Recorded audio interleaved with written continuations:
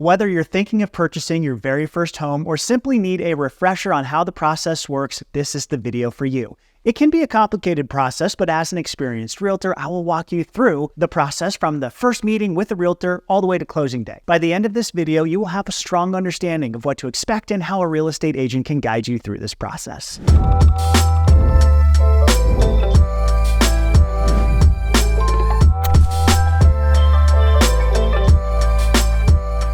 Welcome back to the channel. I'm Ryan Haarer, a top producing realtor in the Denver metro area. We have got quite a bit of ground to cover, from the very first phone call with the real estate agent to financing, down payment amounts, closing costs, all the way to seeing homes and what happens on closing day. This is a longer video to give you as much context on each step as possible. So save this video to reference again and again, and feel free to jump around chapters to dive deep on different parts of the process. If you're watching this video, chances are you've probably been scrolling on Zillow lately, dreaming of that big home purchase. Maybe your apartment rental term is coming up and you want to stop paying a landlord, or maybe you have a growing family and need some additional space. But before you even see a house in person, you need to make sure that this is a sound financial move for you and that it's even a good time for you to enter the market.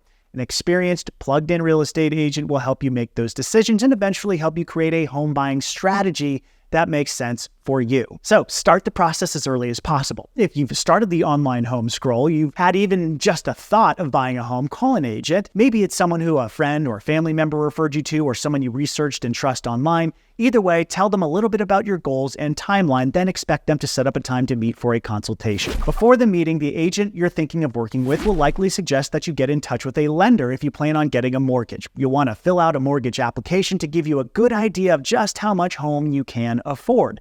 It's ideal to get this done before your consultation with the real estate agent, and lenders can typically get your application processed in 24 to 48 hours, sometimes faster if necessary. And if you don't get this done before the meeting, no big deal, but it really helps hone in on what kind of home you'll be going after. Good agents have a list of local lenders they trust to help their clients get to the closing table, and this list is a great place to start to get financing. Good lenders have helped me keep deals together countless times. They are a very important piece of this puzzle, especially once you find a home and we're all working together to get the deal done. So when you call these lenders, they will ask you for lots of financial documents, including tax returns from recent years, bank statements, proof of income. If you have a family member helping you with the down payment, they may need a gift letter from their family member. Then this lender will use those documents and run a credit check to better understand your financial situation and just how much banks will be willing to lend you. Then good lenders will set up a time to talk about all of the associated costs, from closing costs to down payment amounts. They'll also remind you about something I'll remind you about right now. When you're buying a home, don't go get a huge line of credit. No new cars, no new credit cards. We want to keep your credit stable through the home buying journey to make sure that you get the financing needed to close. So how much will this actually cost you? There are many different ways to finance a home purchase, and I certainly don't have time to go into all of them today. That's a great question for the lender you call. But know that you do not need 20% down to purchase a home. Some first-time home buyers put down as little as 3% of the home purchase. The average down payment is roughly 15% of the home price. However, that's just one cost. If you're getting a mortgage, your lender will charge a fee to process and manage your loan. If your loan requires mortgage insurance because you're putting less than 20% down, that will add to your closing costs. The title and closing company will charge you for their services, ensuring you take legal possession of the home. There could be utility transfer fees, home insurance fees, HOA transfer fees, and of course, property taxes due at closing. And of course, your real estate agent will need to be paid as well. More on how that works in a few minutes. Many of these costs are negotiable with the seller, so it's unlikely all of these fees will need to be paid by you.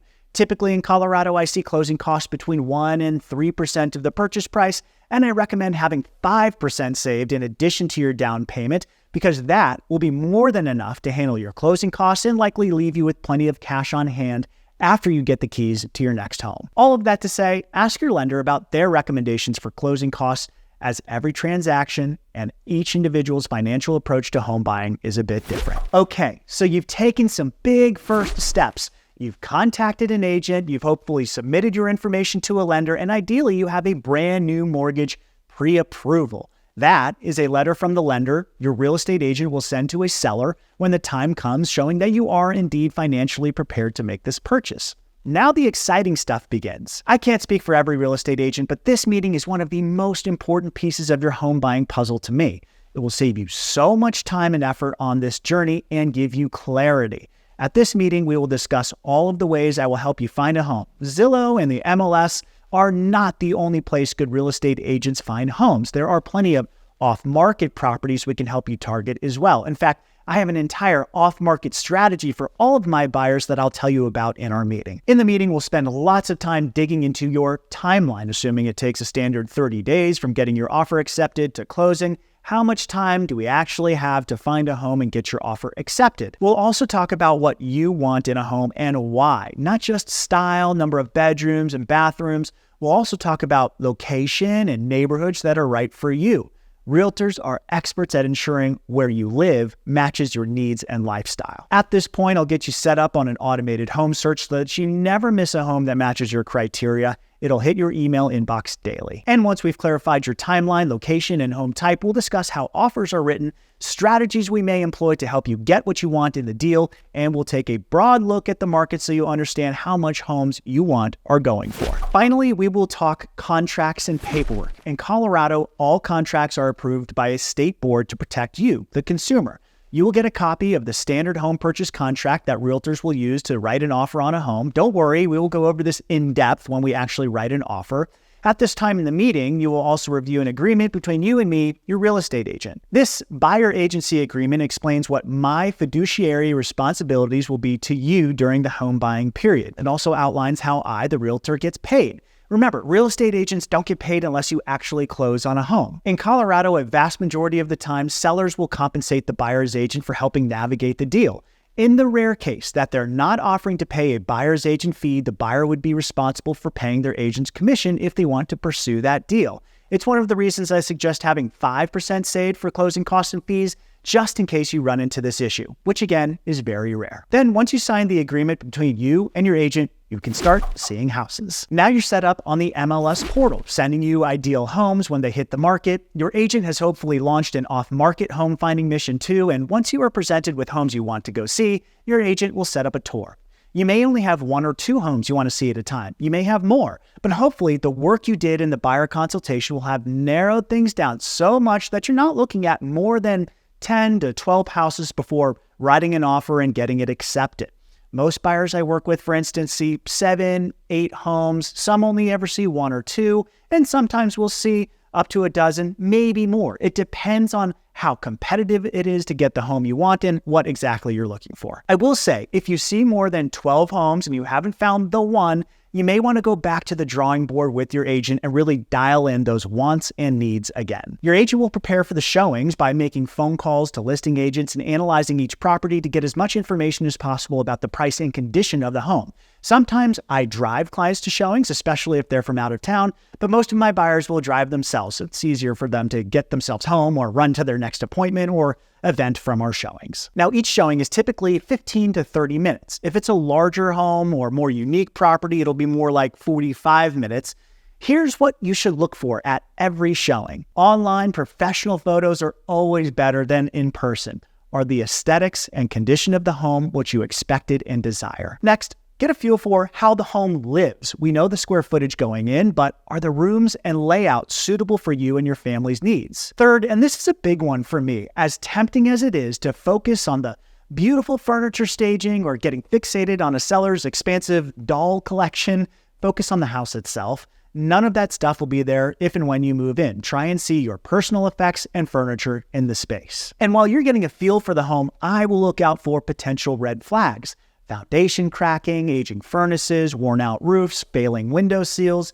These are items I know will come up on inspection, and if I spot them, I'll point them out to you as soon as possible so we can address it before writing an offer. If you wrap up your showing and you say to yourself, I really like this home, save yourself a few minutes at the very end of your showing to sit down in the living room or kitchen.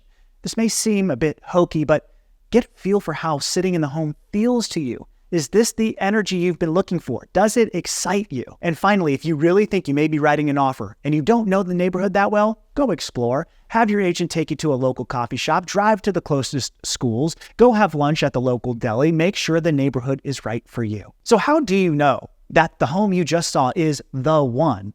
I share with my clients the 85% rule. Even people who build their own custom homes don't get 100% of what they want. And in a market with limited inventory, finding a 100% home is nearly impossible. But given all of the parameters we set in our initial meeting, if this home checks 85% of your wants and needs, it's a good sign to give it all you've got and write a strong offer. So, you found the one. How are we going to make sure you don't miss a chance to buy this home or overpay for this home? First, if you tell me you love a home, I'm immediately making phone calls and digging into the data. Call one is to the listing agent to learn as much as possible. How many offers does the seller have? And what is the seller looking for in a deal? Why are they moving? We need to know any information that may give us an edge, especially if we're competing with other buyers. Then I will research the property and comparable sales to determine if the home has been priced properly and how much would be too much to pay given the current market environment and your financial situation and goals. Then I'm calling your lender. If we're getting a mortgage, I will have them give us a current pre-approval letter to share with the seller, and I will also have that lender call the listing agent on your behalf, explaining that you are indeed financially capable of getting the deal closed. Now, before I move on to the next section, know that there are many different ways to write an offer. Every situation, every deal, every seller, every buyer are different. Depending on the specific deal, there are a number of different tactics we can use to help you beat other offers. Or we may find ourselves in a situation where we are asking the seller for some concessions to lower your interest rate and monthly mortgage payment, or maybe just taking a number off of the purchase price. I simply don't have the time to go into all of these strategies in this video, but if we work together, I'll be going over all of your options during our consultation. Congratulations. After I've negotiated on your behalf and potentially gone through some amendments to your original offer, the seller has signed and accepted. You are under contract. This is a big hurdle, but we're far from closing. So what happens next? First, you will need to deposit what's known as earnest money to the title company that will be handling the closing and creating your title insurance policy. This earnest money is typically 1% of the purchase price in Colorado. Typically, you will need to deliver this within a few days of going under contract. If the deal falls apart and you follow the acceptable reasons and timelines to back out of the contract, you will be refunded this money. If you back out for reasons not specified in the contract, or for instance, back out because of an appraisal issue after the appraisal deadline in the contract, you may not see that money again. Don't worry, I'll protect you from that as your agent, keeping close track of all deadlines. And by the way, your earnest money gets applied to your closing costs and down payment at closing. And what is title insurance? Title companies do lots of due diligence to make sure nobody, besides the current owner, can claim some sort of ownership stake in the home. And if there is anything that stands out in the way of taking ownership, like a lien or a mortgage, that is paid off and cleared up before closing. If those encumbrances aren't caught and someone comes forward after you've moved in claiming they have ownership interest, you will have a title insurance policy in place that protects you from those losses. Inspection. This is one of the most important steps in making sure you want to go through with this home purchase. In the contract with the seller, we've outlined some important dates that we agree to abide by, including getting a home inspection and making repair requests of the seller by a certain time. Within 24 hours of going under contract, you, the buyer, should call a home inspection company to set up a professional home inspection.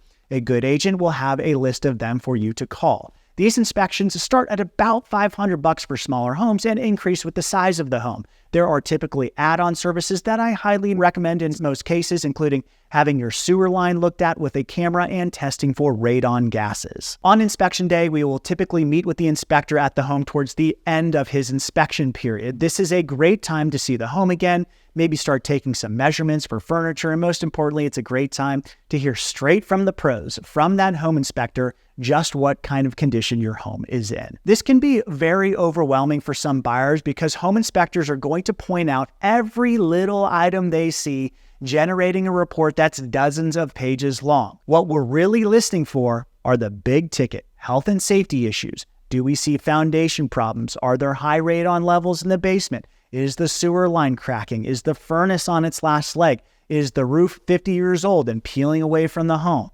If so, don't freak out. Very rarely is a home in such bad shape that we cannot move forward. More often than not, a seller will agree to remedy the problem if it's a big issue. Smaller stuff often becomes a negotiation, and I'll tell you all about how we handle those items when we get to this stage. Just know that it is my goal to make sure you feel comfortable and happy with the condition of the home before moving forward and closing. The next and final hurdles are appraisal and financing. If you're getting a mortgage and not paying cash, your lender will be an important key to getting to closing. After going under contract, they may ask you for additional paperwork. Get this to them as soon as possible. They are working hard to finalize all of your numbers and paperwork to send to an underwriter who will ultimately approve your loan. And there are deadlines in the contract that we need to meet when it comes to financing. Your lender will also be ordering an appraisal. The bank giving you this loan wants to make sure the home is worth what you wrote the offer for. A professional appraiser will go to the home and run some numbers. If you wrote an offer for, let's say, $820,000, but the appraiser says it's only worth $800,000, we will need to come to some sort of agreement with the seller.